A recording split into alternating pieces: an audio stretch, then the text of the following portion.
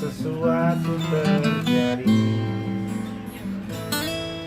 Ku percaya semua untuk kebaikanku. Bila nanti telah tiba waktuku, ku percaya kuasamu memulihkan hidupku. Waktu Tuhan pasti yang terbaik, walau kadang tak mudah dimengerti. Lewati cobaan, ku tetap percaya waktu Tuhan pasti yang terbaik. Lewati cobaan, ku tetap percaya waktu Tuhan pasti yang terbaik. Sobat budaya, berjumpa kembali di Rumah Kalwat Balai Budaya Arjosari. Hari ini kami baru saja tadi mengadakan gelar budaya Ngangsu Banyu 2023, acara tahunan dari Rumah Kalwat Balai Budaya Arjosari. Waktu Tuhan yang terbaik. Dan di waktu yang sangat luar biasa itu kita kehadiran seorang anak muda yang wah saya sebagai Romo tuh sok isin gitu loh, Romo Roswano. Wartakannya di dunia medsos tuh milenial luar sekali, biasa. luar biasa. Mata muda pasti sudah tidak asing lagi dengan wajah dan juga ornamen di wajahnya ini ya. Kalau scroll tiba-tiba lihat, Lu lagi. Di Balai Budaya ya, Mas Rasiki ya. Selamat datang Mas Rasiki. Gimana perjalanan? Perjalanan asik, paling cuma berapa jam doang kok mau. Masuk komplek Rumah Kalwat Balai Budaya ini rasanya gimana? Senang kayak kita kayak malah masuk ke itu rumahnya Angling Dharma. Luar biasa. Ya, terima kasih juga, ini asik banget. Suasananya asik, masih perdesaan dan juga Jawanya masih kental banget di sini ya. Langsung merasa menjadi saudara? Langsung akrab dengan orang-orang di sini. Puji Itulah Tuhan. spiritualitas kita, artinya rumah ini, rumah perjumpaan anak bangsa ini menjadi pokoknya yang datang di sini jangan sebagai tamu, tapi sebagai saudara. Nah, Tuhan mengirim Mas Rasiki datang di sini itu waktu Tuhan itu memang waktu yang paling tepat. pas kita Bikin acara ya. bikin acara Banyu datang memberikan persembahan diri untuk kami, luar biasa. Mumpung di sini ya, mumpung di sini. berbagi dengan kami semua. Mas Rusman silakan. Apa yang kita kulik dari Mau kulik silakan dikulik. Apa yang dikulik? Biar pada tahu sebenarnya Mas Inggi ini aslinya mana? Aslinya saya itu Kebumen. Lalu? Lahirnya di Kebumen. Ah. Cuma orang tua ada yang di Magelang, ada yang di Kebumen. Kalau sekarang domisili di Kebumen. Oh gitu. Kebumen, Ya, Jawa ya. Tengah. Lalu aktivitas sehari-hari apa? Aktivitas kerja atau aktivitas apa ini? Apa aja seharian ya. Rutinitas. Karena saya punya studio tato, punya studio piercing juga seperti ini. Ya jadi saya buka studio. Jadi ini marketingnya ya itu. Ya, sekalian promosi. Mewartakan sambil promosi. Oh iya. Ya itu yang unik dari Mas Inggi ya. Kadang-kadang orang skeptis ya, ada yang skeptis, tapi saya sendiri begitu pertama kali lihat Mas Inggi waktu itu sedang masmur ya. Ya. Bayangkan anak seperti ini dengan tato yang penuh. yang bahasa Jawanya prejengannya seperti Iya, itu. Bahasanya itu prejengan seperti itu. Bahkan Mazmur luar biasa menghipnotis semuanya. Menghipnotis seluruh isi Merinding loh gereja. ketika melihat tampilannya Betul. Mas Rasiki Mazmur, wah merinding. Saya merinding. Itu juga heran kenapa saya kok tiba-tiba bisa ditunjuk jadi pemazmur, terus jadi dewan pastoral paroki. Oh, dewan juga ya? Iya, dewan sekarang. Luar biasa. Baru setahun ini dewan. Oh, welcome. Apalagi rangkap mau aku jadi pendamping OMK dan juga Komsos. Wah, luar biasa. Berarti di media ini sangat aktif ya, di media sosial. Kalau ya? media sosial iya. Baik media sosial pribadi maupun media sosial untuk Komsos ya, Komsosnya. untuk Komsos paroki ya, paroki. Oke. Iya, kebetulan karena memang basicnya penyanyi, vokalis reggae kan. Jadi sebelum saya terjun ke hal-hal yang tanda kutip religi seperti itu, memang orang-orang taunya saya adalah penyanyi. Oh, Yoman. Yoman, nah, Noman dan teman-teman. Romo tapi tapi nggak tahu kalau saya penyanyi. Tahu saya. Tahu. Akhirnya tahu. Akhirnya tahu. Iya, karena mungkin gara-gara itu yang kemarin itu viral gara Mazmur, ada video Mazmur itu, kok ada ya seorang pemazmur mukanya kayak demit naik mimbar gitu, orang-orang gimana tanggapan orang-orang di sosmed itu paling komennya, wah ini berarti gereja bisa menerima orang-orang berdosa. Gereja bukan menjadi tempat orang-orang suci saja untuk datang, tapi merangkul orang-orang yang di luar yang memang butuh ketemu sama Tuhan, membangun relasi dengan Tuhan. Nah itu saya karena orang ketemu Tuhan tuh siapapun juga ya persilakan ya kan. Iya. Tapi banyak juga orang-orang yang di sosmed itu komentar juga, kenapa ya di gerejaku nggak bisa seperti ini gitu loh. Banyak orang yang mau datang ke Tuhan tapi ya mungkin dia bertato atau dalam tanda kutip dia seorang pezina atau apa gitu, tapi gereja menolak gitu loh. Tapi tadi dikatakan menurut Mas Inggi aktivis tato ini ya. Ya aktivis tato. Dan tadi pekerjaannya juga menato ya. Artis, ya. Kok mengatakan tato itu berdosa? Padahal pernah baca apa yang disampaikan oleh Paus. Coba Paus. Apa yang disampaikan oleh Paus? Bapak Paus bilang, Paus Fransiskus bilang waktu kekumpulan sama anak-anak muda dari seluruh dunia bahwa anak muda jangan takut pakai tato. Tidak menganjurkan sih ya. Iya. Tidak menganjurkan. Kalau dibaca judulnya aja, tagline-nya pasti, loh kok Paus mengglorifikasi hal-hal tato seperti itu. Tapi kan dibaca dulu artikelnya, apa yang dikatakan sama Bapak Paus. Dia Bapak Paus itu bilang intinya ya gereja menerima orang-orang bertato. Lagi pula tato adalah bagian dari kebudayaan. Termasuk tato itu bisa menjadi aspek spiritual dalam kebudayaan tertentu. Contohnya di daerah Eritrea, Afrika. Di sana para wanita itu mentato tanda salib di sini. Dan itu bukti keimanan mereka, bukti spiritual mereka, dan itu tidak bisa dihapuskan. Bukankah gereja Katolik itu datang bukan untuk menghilangkan budaya? Iya kan? Untuk mengangkat. Kalau teman-teman muda tahu bahwa kita itu ada kurang lebih 21 ritus, salah satunya adalah ritus Eritrean. Ya, itulah yang ditangani oleh Mas ini ya di daerah Afrika dekat Ethiopia. Lebih ada Ethiopia. Satu ritus ada ritus Zanzibar, ada ritus di timur, banyak ritus. Apalagi kalau di Indonesia sendiri kan tato bisa jadi awal, kalau saya baca sejarah malah tato itu awalnya malah dari Indonesia, dari Kalimantan, dari tanah Borneo, baru menyebar ke daerah Hawaii. Seperti dan itu apa namanya center untuk menuju di hidup di dunia kalau menurut orang-orang Dayak ya setahu saya. Dan nanti di surga sekaligus juga penanda bahwa dia itu sudah melalang buana kemana gitu ya. Melalang buana bisa. Lalu ini ada nggak tantangan dalam ini kan tadi mewartakan ya, anak muda dengan penampilan seperti ini tidak menghalangi niat dari dalam diri, api interior, semangat misi untuk mewartakan ya. Tetapi ada nggak hambatan, tantangan? Hambatan sudah pasti ada, apalagi saya bermain sosial media di mana orang di situ bebas menulis apapun, bebas berkomentar apapun. Tapi bagi saya memang mereka punya hak kok. Saya tidak pernah membatasi orang-orang untuk berkomentar tentang saya, tentang penampilan saya, karena itu hak mereka. Dan kewajiban saya apa? Ya menerima dengan lapang dada dan mengampuni. Karena mungkin ya mereka butuh penjelasan, butuh keterangan dari apa yang mereka lihat. Gitu. Butuh kematangan mental dan spiritual ya untuk menghadapi haters. Hatersnya, woi, haters sosmed kejam-kejam, Iya. Dan tak terbatas. Bisa menjadi sarana untuk tadi itu mengampuni terus-menerus begitu. Iya. Itu dapat dari mana itu? Apa kedewasaan semacam itu, ada sejarahnya? Kedewasaan apa? Untuk menerima haters itu. Prosesnya bagaimana dalam Prosesnya? hidup jenengan? Karena mungkin dari kehidupan pribadi sendiri, karena dari kecil sudah didewasakan oleh keadaan.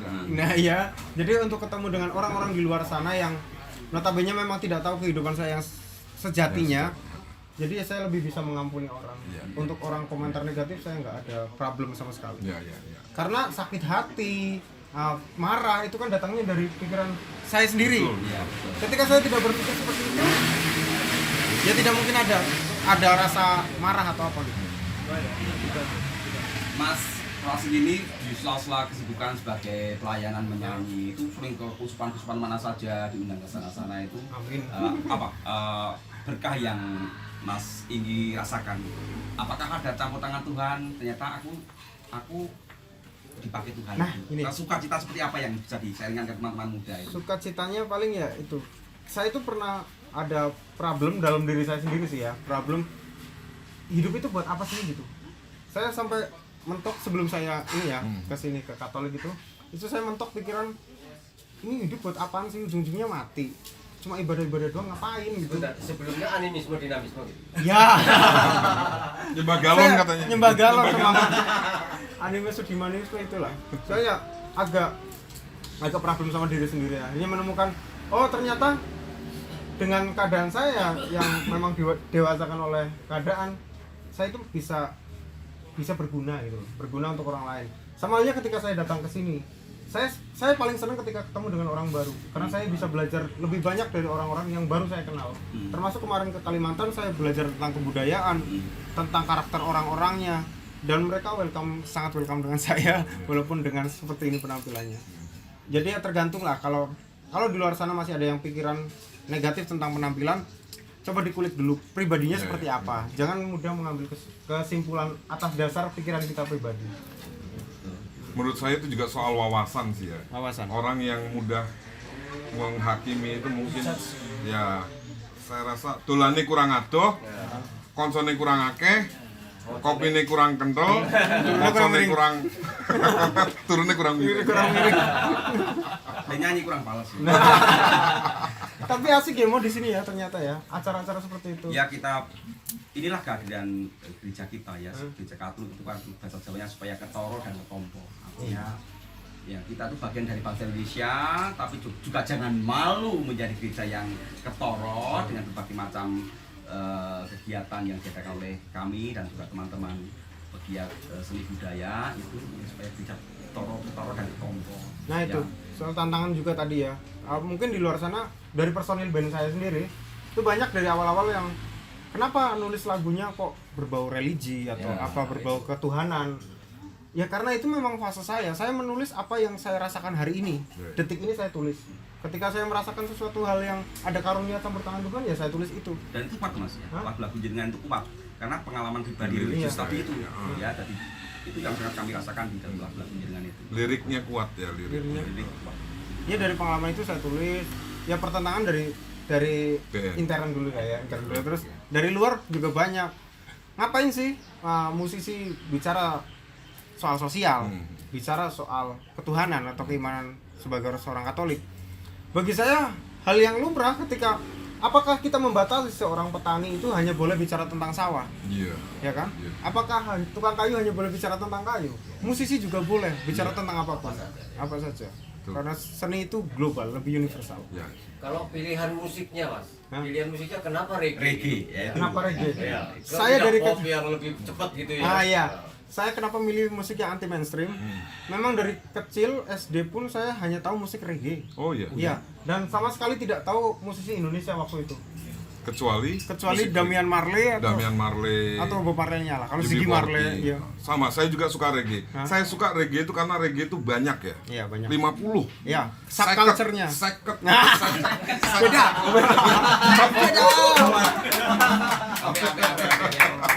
Jokes malah.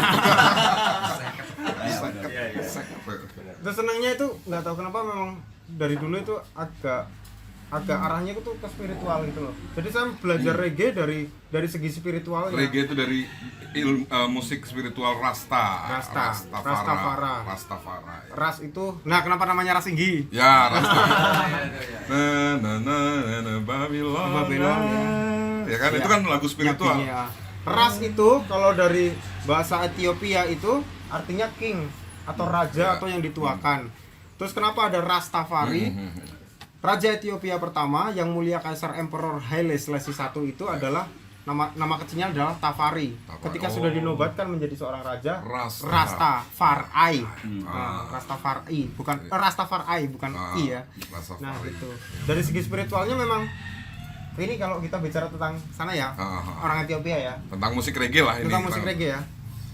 Yang mulia Kaisar Emperor Haile Selassie I itu menurut kepercayaan orang-orang di Ethiopia, orang-orang ortodoks sana, dia adalah reinkarnasi Yesus. Ya, Mesias ya. Mesiasnya. Karena yang mulia itu bisa menyelamatkan kaum kulit hitam. Yang waktu itu kulit hitam itu sangat didiskriminasikan oleh orang-orang Eropa, orang-orang Amerika juga gitu.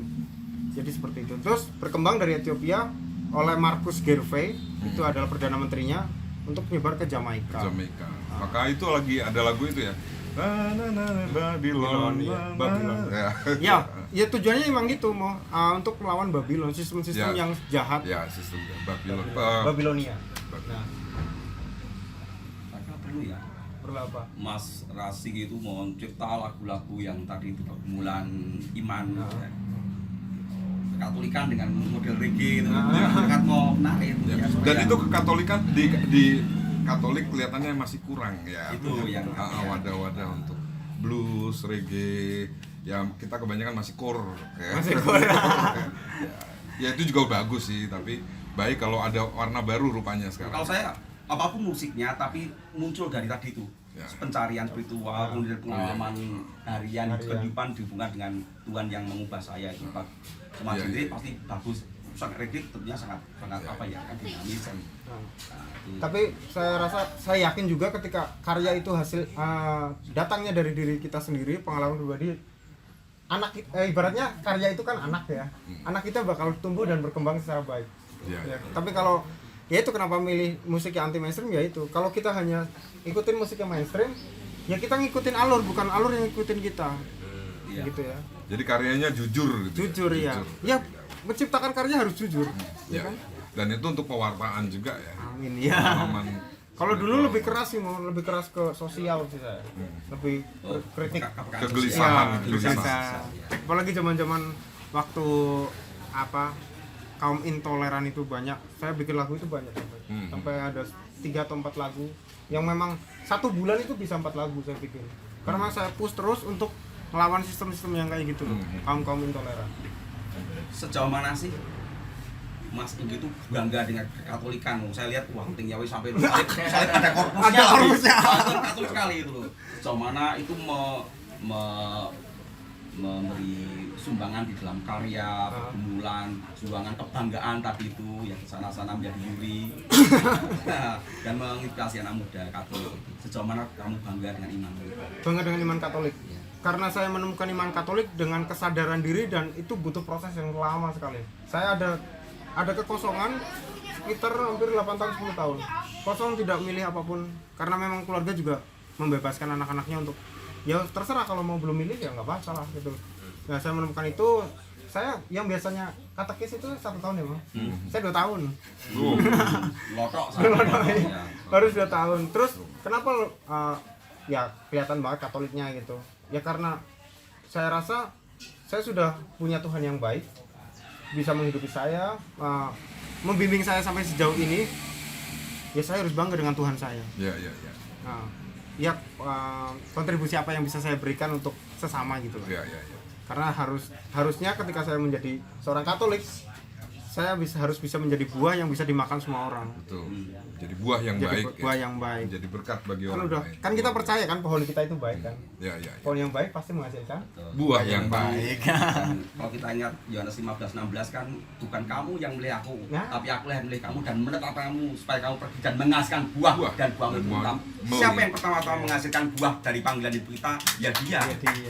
Iman tanpa perbuatan ya mati. Yang pertama menanamkan buah dari kita, panggilan kita sebagai orang ikut Tuhan Yesus ya dia. Mas Ing, ada sosok atau figur yang mempengaruhi atau dalam tanda kutip berjasa dalam perguruan iman itu ada waktu itu ya? Itu ada enggak yang untuk tokoh mendampingi atau apa? Pendamping tidak ada saya. Pendampingnya diri saya sendiri. Saya merasa memang saya itu belajar kejawen juga kan. Makanya ketika ada teman-teman yang tadi dari Sabta Dharma atau dari kejawen itu saya masih hafal dari orang-orang Buddha saya hafal karena dulunya mau masuk Buddha tapi nggak jadi. Termasuk tadi ya. Ini apa? Sampai Sata Bhavangtu itu apa semua aku. Sampai Sata Bhavangtu Sukitata gitu. Semoga segala makhluk. Iya, masih hafal semuanya. Nggak ada sih kalau tokoh itu sendiri. Saya masuk gereja itu sendiri Waktu itu memang nggak tahu kenapa hari Minggu itu pengen pengen tahu liturginya kayak apa. Nah kebetulan ketika masuk gereja Katolik dengan ekaristinya yang sakral sekali, kok saya ini cocok di sini kayaknya. Saya itu tipe kalau orang yang suka sesembahan.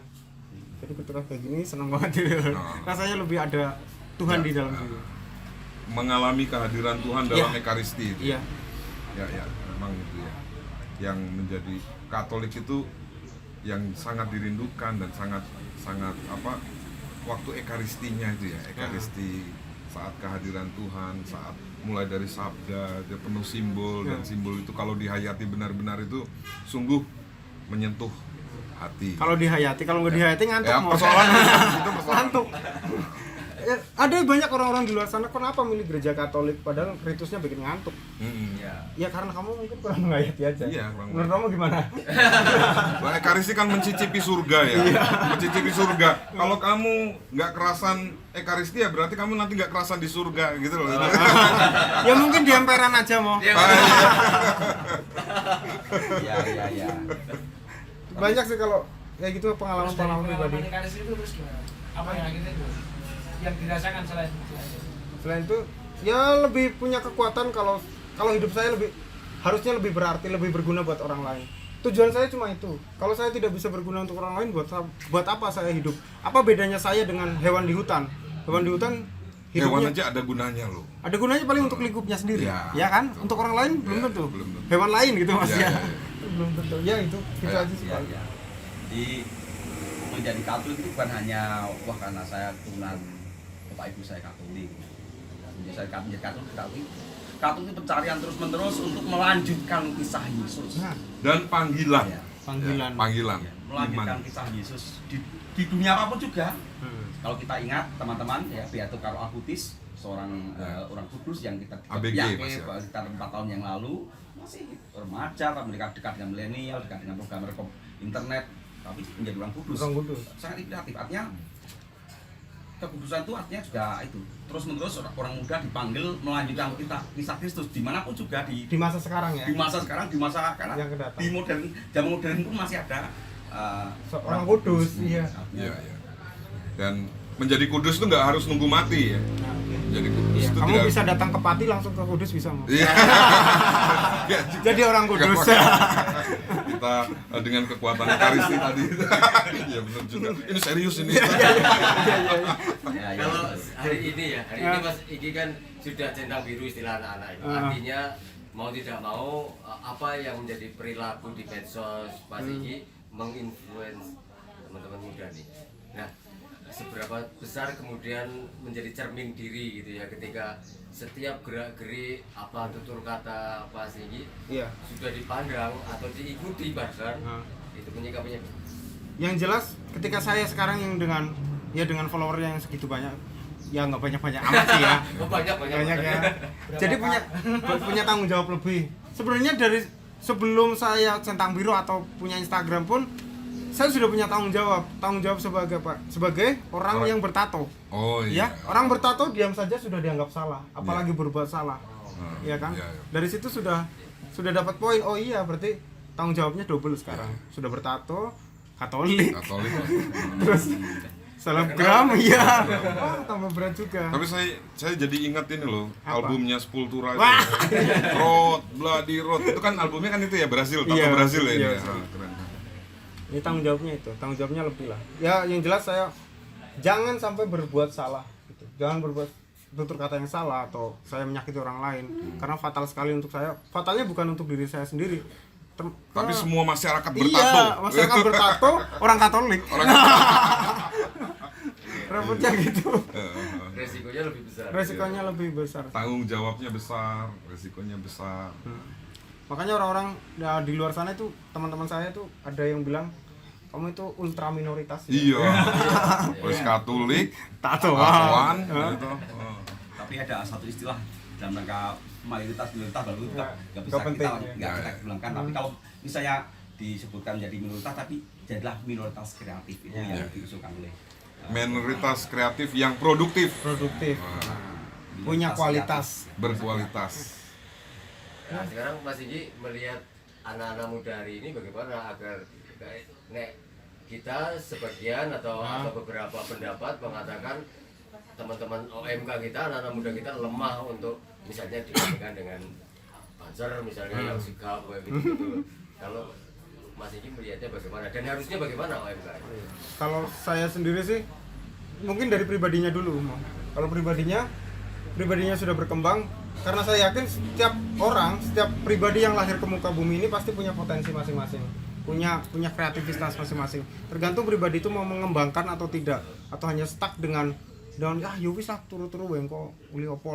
Nah, ya tentang kesadaran diri lagi, balik ke kesadaran diri, bagaimana kita tahu potensi kita terus kita kembangkan. Ya. Jangan jadi hanya sekedar pengharap perubahan, tapi jadi agen perubahan. Dari agen perubahan. Iya. Atau Paro. Dewan. Influencer. Berat juga ya beban ya. Iya. Berat ya hidupnya. Berat. Tapi kalau kita nikmati, kalau kita lihat itu sebagai panggilan hidup kan dengan sukacita, walaupun rintangan tadi lagu tadi. Ya yang jelas jangan banyak protes, menikmati proses lah. Nikmati. Ya, jadi orang yang menikmati protes, jangan pernah kebanyakan protes, ini itu.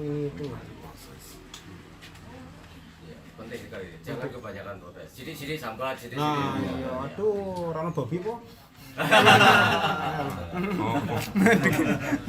Ya betul. Artinya jangan takut, kita tuh sebagai bangsa Indonesia yang Katolik, jangan takut karena apa? Itu sabda Tuhan sendiri kan, supaya lampu tuh pelita tuh jangan taruh di bawah dipan atau gala itu, tapi taruh di atas. supaya orang melihat kebaikanmu dan melihat nama Allah gitu. Bukan pamer ya, Bukan tapi pamer, tapi ya. kita Ya. wes namanya sinar itu cemelorot lah Nah, pasti. iya. Pasti orang-orang juga bakal lihat kok kalau pribadi kita itu walaupun dengan dengan penampilan seperti ini, tapi ketika berperilaku baik, bisa bersosialisasi dengan orang-orang di luar lingkup saya sendiri, orang-orang pasti bakal lihat kok, oh ternyata orang Katolik itu seperti ini, baik, orang Katolik itu Betul. bisa jadi berkat buat semua orang. Nek basa Krise yo, keris kuwi nek apik, rasa di pamer. Pamore. Nah, pamornya lihat. Ya kita menghidupi sebagai orang Katolik dalam Sang Kristus yang terbuka menjadi tetangga yang baik di negara kita ini. Gak usah takut ngapain. Kita doa Bapa kami setiap hari, kita manggil Tuhan sebagai Bapa, namanya Bapa sama anak itu kan ada mirip-miripnya ya. Nah, iya. Jadi tetangga lihat, oh pantas ini anaknya Tuhan karena kelakuannya menggambarkan kelakuan Tuhan, memaafkan tadi itu ya, menyembuhkan atau paling tidak menyakiti gitu. Membangkitkan semangat ya. Jangan sampai tetangga kita bilang tiap hari doa Bapak kami kelakuannya kok anak gendruwo. Itu juga penting loh Mas, soal OMKI. Seneng juga ketika di sini tadi malam itu teman-teman dari yang muslim dan lain-lain dari lintas agama. Karena ini rumah perjumpaan anak bangsa untuk semua lah berbudaya di sini. Nah iya, saya senang ketika orang Katolik itu sudah mau bikin acara dan membaur dengan yang beda iman. Karena banyak orang-orang di paroki lain mungkin ya, mereka yang bikin acara satu lingkup gereja saja, tidak membuka diri kepada orang lain. Dan mereka kalau mau keluar ke Nahdlatul Ulama dan lain itu kayak ada nggak mau minoritas, minder ya kan. Itu banyak. Makanya itu yang saya gerakan di Kebumen tuh, saya malah jarang ketika rapat-rapat Dewan Pastoral itu jarang. Tapi kalau saya jalan-jalan ke tempat Gus Durian dan lain-lain, karena memang saya di Kebumen ikut Gus Durian, ikut mengelola rumah inklusif juga. Rumah inklusif itu untuk teman-teman difabel. Oh iya bagus ya. Itu. Nah, dari situ kan orang-orang pasti lihat, oh ternyata orang Katolik mau ya datang ke sini. Karyanya luar Mau biasa. membaur. Artinya nggak cuma jago kandang. Iya. Tapi Jangan kita dibatasi juga cuma di mental. gedung situ saja. Betul. Jangan dibatasi hanya pada orang Katolik, lalu rapat, lalu ini, tapi berani keluar, sosial gitu. Kalau Terlibat dalam tengah ajur ajer, Ini ajur-ajer. mancing ajur ajer. Ya. Kalau bahasanya Yohanes kedua 3 Roncali itu aggiornamento, membuka jendela lalu membiarkan angin segar masuk. Nah itu kayak Matius ya, kalau kamu hanya memberi salam pada sesamamu saja, apa ada gunanya? That's right, That's man. right. Amen. Tapi ngomong-ngomong, ada nggak ketika diundang ke suatu daerah gitu, di paroki atau di gereja apa gitu, mendapat penolakan atau minor gitu? Pernah. Itu di kampung kita sendiri katakanlah begitu. Iya pernah sih. Waktu awal-awal memang ada yang skeptis memang. Kenapa sih orang tatoan jadi dewan pastoral gitu? Oh. Itu ada. Itu rata-rata orang-orang yang mungkin kolot, mereka tinggalnya cuma di rumah saja Nah sih. itu tadi kurang. Iya, kurang pergaulan. Nah, di situ juga saya punya pola pikir bahwasanya oh iya berarti memang kita itu harus sering membaur dengan orang yang berbeda, jangan hanya satu golongan saja. Ya gitu. Penolakan sih ada. Terus waktu itu juga ada pengalaman ketika saya jadi MC di acara Misah Keliling EKM gitu. Ada penolakan karena kenapa orang tatoan malah jadi MC diperlihatkan secara menonjol gitu loh. Diberi panggung Ibaratnya itu. Tapi sama Romo enggak sih, enggak dianeh-anehin, Romonya malah belain. Ya biarin apa? Enggak apa-apa kok, orang ini kan tempat orang-orang berdosa gitu. Kalau orang-orang berdosa dibatasi untuk masuk ke lingkup seperti ini, bagaimana mereka mau bisa merasakan kasih karunia Tuhan? Iya. Ya sebenarnya kan kalau dibilang itu loh apa kategori dosa tidak berdosa itu sebenarnya kita semua itu berdosa ya. Orang yang sakit lahir ceprot Nah, terus itu. dosa. Kan yang butuh obat orang sakit kan, Mas? nah, itu. Kalau orang sehat dikasih obat, Ya. koplo. Aku datang bukan untuk Iya. orang yang sehat tapi orang yang sakit kan orang sakit yang bicara tapi Ya, itu. Wah, luar biasa ya. Sekarang iya. Belajar dari pengalamannya Mas Inggi ini luar biasa lah pokoknya. Ya, Woyo lah pokoknya. Paling senang itu cuma itu. makanya gimana ya Woyo. Senang itu kata-kata yang pergilah, aku tidak akan menghukum kamu dan jangan berbuat dosa lagi. Ya. Nah itu udah bikin mantap gitu loh. Iya. Oh iya, saya sudah diampuni, bagaimana saya bisa jadi berkat untuk orang lain. Ya itu. Nah. Tapi ya jangan, kalau sudah sering keluar-luar gitu, jangan prinsipnya gereja jadi hati, nggak perlu ekaristi gitu. Salah juga, pincang gitu ya. Pincang nanti. Itu nggak cukup juga ya. Nggak cukup. Justru kekuatan kita jadi orang Katolik itu pada ekaristi. Kita keluar setelah menimba ke sabda dan ekaristi, baru kita keluar. Gitu. Jadi kan kok ngerti nyindir aku. Tadi diobrolin sama ibu. Gereja di sini. Aku udah nggak ke gereja 3 tahun. Dengan sengaja kayak nyindir. gereja itu ekaristi kan puncak dan sumber. Dikatakan puncak itu karena Ya, puncak. dari hari Senin, Selasa, Rabu, Kamis, Jumat, Sabtu juga pergumulan, suka duka apapun itu di bawah puncak, di bawah hari Minggu itu. Tapi dikatakan juga sebagai sumber, mulai hari Minggu itu kita mengambil inspirasi untuk hari Senin selanjutnya, dari puncak dan sumber dalam kehidupan iman kita. Ya, saya juga semoga sharing pengalaman dari Mas Igi ini menguatkan kita semua. Ya. Kami sebagai Romo juga seneng kalau banyak mudanya di gereja itu dengan meneresnani bahasa Jawa yang meneresnani ekaristi. Disitulah kita berjumpa secara pribadi ya. Hidupnya ekaristis sampai Jane ya, ini kan suka Jawa ya. Jane kan manunggiling Gusti lawan kawula. Saya pakai Gusti dulu karena khas Katolik ya. Manunggiling Gusti lawan kawula itu kan yang paling nyata ya ketika kita ekaristi itu. Gusti Yesus ekaristi dalam Gusti mancing. Itu sangat dekat sekali, nggak ada yang bisa senyata itu. Ya. mystical union. Nah. Istilah kesatuan mistis itu kita alami pada kita saat mengambil itu. kekuatan itu. Gimana? Kayaknya udah banyak hal Udah yang banyak kita hal. ceritakan Banyak. ini. Udah banyak. Mau kita tutup enggak dengan apa? Iya, pesan aja ya. Pesan buat Closing statement. teman-teman di luar sana, mungkin jangan takut untuk menunjukkan identitas Katolik kita pada sosmed buat teman-teman di luar sana ya. Karena ya kenapa takut? Itu kan iman kita, itu kan Tuhan kita yang kita percaya dengan penuh kasih Dan kita banggakan. dan kita banggakan. Nah, yang menjadi ketakutan adalah ketika kamu sudah menulis tentang ketuhanan atau tentang Katolik di sosmed kamu, tapi kamu tidak bisa berbuat apa-apa untuk orang lain. Itu ketakutan terbesar. That's right, man. Boleh, man. Santo Yohanes Paulus kedua dalam sebuah suratnya terkait dengan komunikasi sosial selalu mengatakan kita harus merasa bersalah kalau tidak menggunakan kemajuan teknologi media sosial untuk penguatan Injil. Ya, Mas Igi dengan caranya dalam pelayanan membuat lagu-lagu, kalian pasti bisa mencipta lagu. Jangan menjadi generasi meniru, tapi mencipta. Ya, mencipta pergumulan iman kalian kemudian bisa menjadi berkat bagi gereja dan juga bagi dunia itu. Ya, semangat selalu Mas Igi, kami doakan ya. Sia-sia. Maka apa? Hidup ini kesempatan. Ya udah. Ya udah boleh. Yang mana? Itu ya? Itu ya. Ya. Hidup ini adalah kesempatan. Hidup ini untuk melayani Tuhan. Jangan sia-siakan waktu yang Tuhan beri. Hidup ini harus jadi berkah. Sekali lagi. Hidup ini